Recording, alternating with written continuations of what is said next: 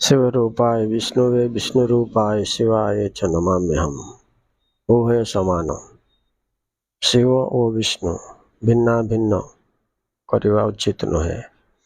कारण जने सूर्य हेले जने किरण, जने चंद्र हेले जने चंद्रमा, जने महू हेले जने मधुरता, जने फूल हेले जने बासना, जने फल हेले आ जने मधुरता, जने देह हेले आ जने प्राण।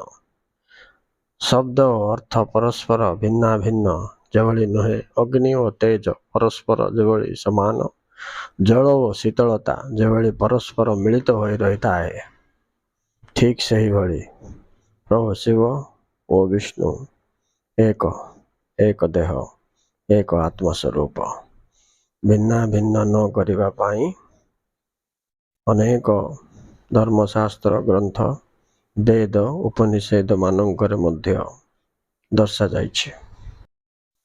एही अखिलांड ब्रह्मांडर समस्त भूत शक्ति शिव हेले सेथि मध्य प्रवाहित चैतन्य शक्ति विष्णु। भूत और चैतन्य जनक बिना अन्य जन मूल्यहीन होता है, तेणु परस्पर एक ही जानिबा उचित।